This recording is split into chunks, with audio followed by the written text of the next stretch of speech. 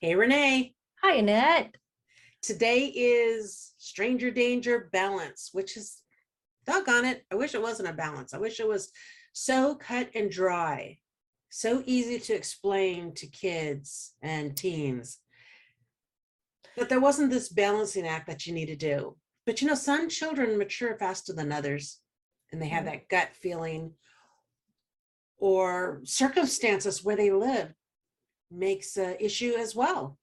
Yeah. They learn the street smarts faster.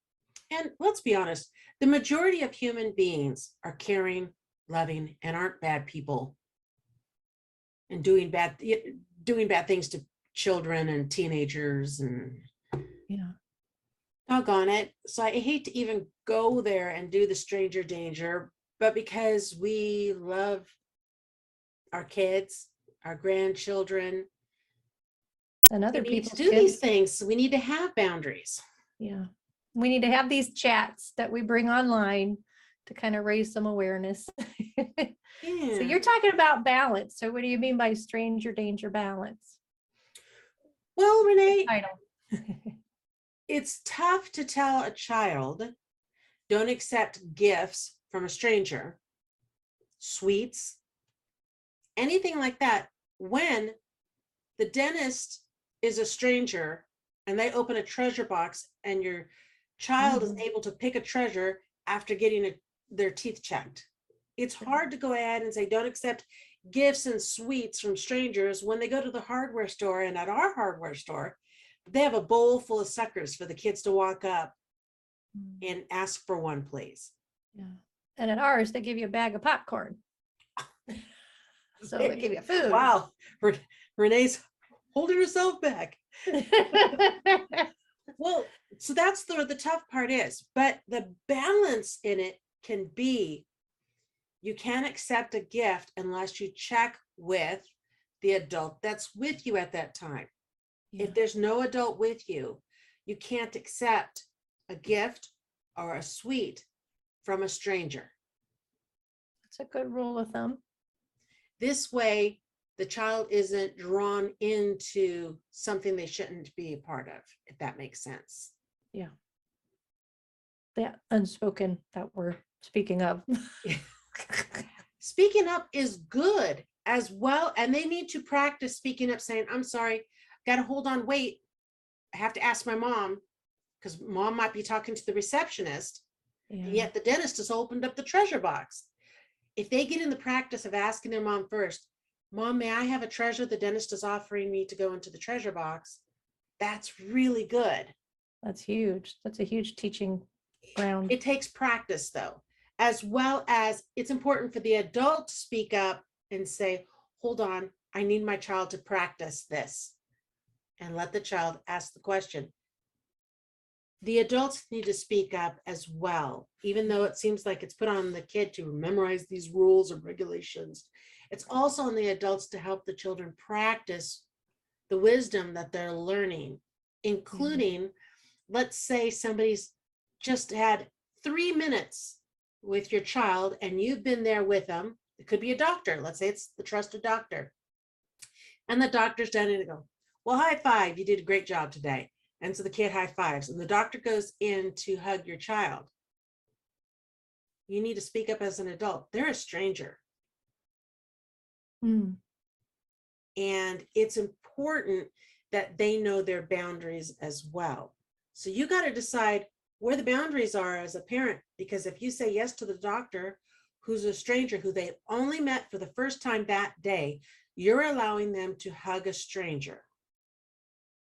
That's what we mean by the balance. Woo. That balance, How do and we you may teach look this? like this worrywart mother, anxious mother, not letting your child hug the doctor. But let's be real.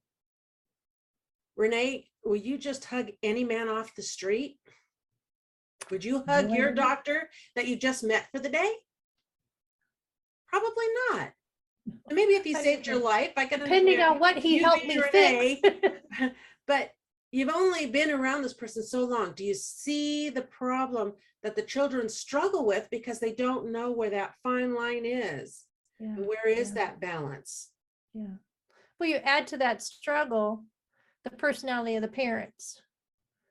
So we were talking about that before coming on, is like my personality, and me younger and being a missionary, and then also the people person in me. You'll Like, talk to I anybody. love people.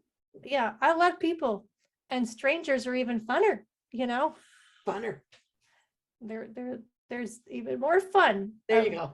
Interacting with a stranger and learning something about them in a very short amount of time and be able to make a connection. So there's not only the evangelism piece mixed in, there's a service piece mixed in, there's a social piece mixed in. There's a lot of pieces for me as an adult, but as you had mentioned, I'm giving a different, I'm teaching something different to the younger ones, to the kids, to the grandkids. Yes. That, oh, you can engage with anybody and everybody's somebody fun to talk to. And so that could create a misconception of what stranger danger is. Yes. Sure. That gets confusing. So I've always had to pay attention more when I'm around my grandchild and how I engage with strangers, so they could see that I'm doing this in a public setting. I'm not off in an obscure place by myself with my, let's say my granddaughter, myself, and this complete other stranger. And all of this activities happening. They know the person's a stranger. I know the person's a stranger. I got to be careful of my actions, because this is where it gets confusing for them. Yeah. And it's not just stores. It's could be family events. It can be out in the neighborhood and somebody just coming by. Yeah. It happened to me when I was actually in my neighborhood watching some kids, kids that I was responsible for watching, and then going out and taking a walk. And this other kid came by who was just a couple years older, and he goes, hi, and just passed us up. But it was like, who's that kid? Who's that new toy? The younger ones were just like, there's another kid. This is exciting. And as the kid was going faster, the kids I was with wanted to catch up with him. And I was like, what are you doing? So we had to have a conversation after that. Once I slowed their role of chasing after this kid that was going too fast from my neighborhood, we had to talk Right. about stranger danger. Just because somebody else is doing something doesn't mean we're going to do it. Right. And you don't know this person. They're not safe until we know that they're safe. I know that's, but that's kind of what we had to cross the bridge of. Makes sense. And that has to do with the other one that's next, is never go with a stranger without talking to the person, the adult that is over you at that moment, whether it's your grandparents, your babysitter, and of course your parents. And if they don't know, you can't go. Yeah. So if they don't know, you don't go. Yeah. Now, isn't that, that's like pulling teeth when it comes to your kids being old enough to understand what a sleepover is. And then they want to have the sleepovers, well, I don't even know who this kid is. I know their name. I don't know what their life is like at home. I don't know what their parents are like. I don't know if they have brothers and sisters. I don't know where they live. Oh, but they're in school. They're in class with me. And It's a toughie. yeah. Okay, role play. Just like we're trying to teach the kids to ask first before receiving a gift, that type of thing. Role play situations. I do that with my granddaughter here and there. And just to role play, well, what if somebody said this? Well, then I would say this, or whatever it is. Okay, well, I'm going to go ahead. And so that's how it was when I was trying to teach her about Amazon Prime. Everybody gets up usually when we hear we have an alarm on the place that we have. Our property is quite large, so we can't always see a vehicle pull in until it's almost up to the house. So when the alarm goes off, we know a vehicle is pulled into the property. And because of that, and during certain times of year, the Amazon Prime truck is here a lot. And so our granddaughter, because she could see the excitement kind of on our faces, oh, Amazon must be, got to get up. And she wants to go out there and get the package. She wants to go out there. Who knows what's in the package? It could be vitamins, or give me a toy. Who knows? Or fishing lures. That's what I said. It could be a toy. because of that, she was shooting out faster than any adult could go out there, which put her in danger of being hit by the vehicle. She's so tiny type situation, as well as she was exposing herself to a complete stranger before we could even get out there. So we had to have a conversation about that. And that was tough because she wanted to be there, but she needed to learn the protocol for that. Yeah. And doing some role playing helped. Amen. Doing some role play. I was gonna Because say she that- could actually be the one who's playing right outside the window. Right out, we could all see her. And so if she doesn't hear the alarm go off, but she sees the vehicle pull up, her natural tendency would be to turn around and walk up to the prime truck that has an open door for her to walk up and just get the package. It sounds very reasonable, but that would be very unsafe. Very, yeah. How often is that done? It makes me think of the ice cream truck, you know, but like my kids were little. I don't remember them running to it, but I remember ice cream truck in one neighborhood, and then it was the Lotus man in the other neighborhood, you know. So there was always something being sold. Not like a good neighborhood. Hello, Lotus was something else.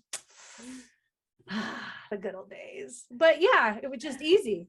Kids would run up. Can I have some money? Can I go out? They were faster than, yeah, mom. Boy, talk about can't do your chores fast, but boy, when you hear that music going or the bell ringing on the Lotus cart. Yep, it was. Yeah. So it's that practice the role playing, including the role playing for answering the door or answering the phone. And I know a lot of people now, they have cell phones instead of regular old phones that were in homes. And I remember as a child, I had to be taught how to answer the phone and not say that my mom wasn't home, you know, Right, all yeah. of that part. But there's different protocol for phones now. And if parents allow their child to answer the phone, they need to give them the protocol of what to say. Smart. As well as answering the door, whether they should open that door or not. Right. Yeah. And that role playing really helps so they could practice doing it. And it's a great role playing as well, because I've seen it with my own grandkids as well. I love that. I'll come up to the door, ring it. It's grandma. Can I open it? You know, they're learning that they have to look and see who it is before they get permission to open it. Yes. And usually, and it used to be my kids had to open it versus the babies being allowed. But when they're identified it as me, then the one who knows how to turn the lock, he will now turn the lock for me. But yeah, you got to teach them young. All right. Two last ones is one is a family code word.